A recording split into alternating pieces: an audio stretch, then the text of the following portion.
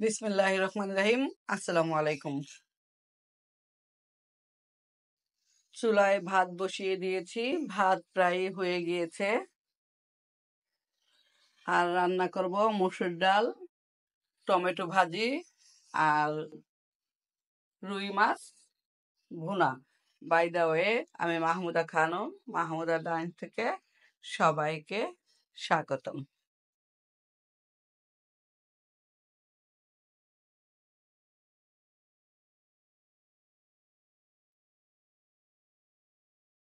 ভাত রান্না হয়ে গিয়েছে, চুলায় ডাল বসিয়ে দিলাম।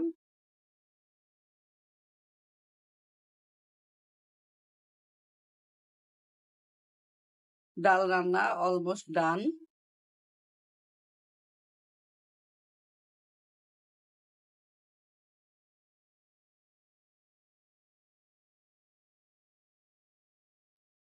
ডাল রান্না করে সাইডে রেখে দিয়েছি, এখন মাছ ভুনা করব। দিয়ে দিলাম সরিষার তেল আর দিয়ে দিলাম পেঁয়াজ।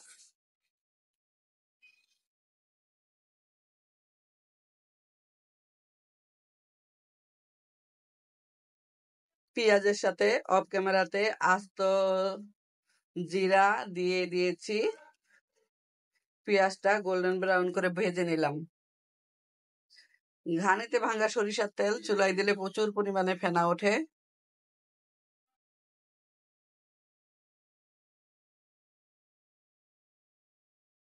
পেঁয়াজ অলমোস্ট ভাজা হয়ে গিয়েছে, এ পর্যায়ে দিয়ে দিচ্ছি আদা রসুন।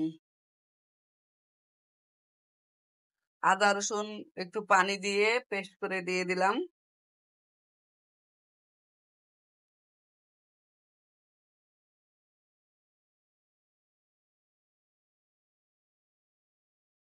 অফ ক্যামেরাতে তেজপাতা দিয়ে দিয়েছি একটা।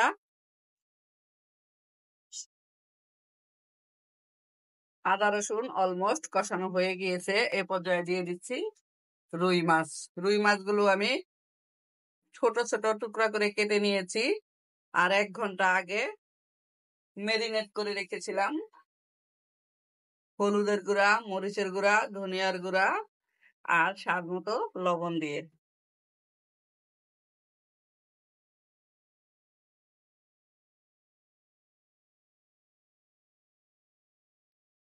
মশলাটা ধুয়ে পানি দিয়ে দিচ্ছি।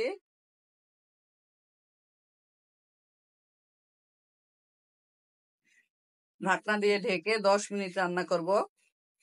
রুই মাছ হতে সময় লাগে কম, যেহেতু মেরিনেট করে রেখেছি 1 ঘন্টা। মশলাগুলো সব ভিতরে, মাছের ভিতরে ঢুকে গিয়েছে লবণ সহ, তাই জন্য আর রান্না করতে সময় কম লাগবে। এখন ঢাকনা দিয়ে ঢেকে 10 মিনিট রান্না করব। মাছ রান্না অলমোস্ট হয়ে গিয়েছে, এখন এই ছোট্ট বলটাতে নিয়ে নিচ্ছি।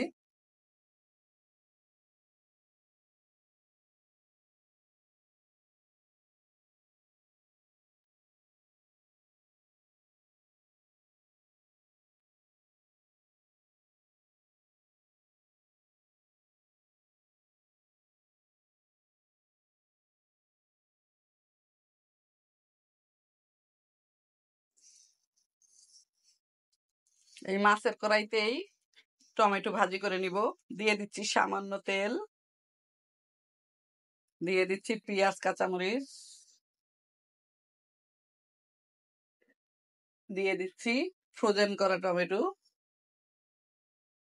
অনেকে হয়তো বলবেন বা অনেকে প্রশ্ন করে ফ্রোজেন করা টমেটো কেন দিলাম, বা ফ্রোজেন করে টমেটো লাভ কি?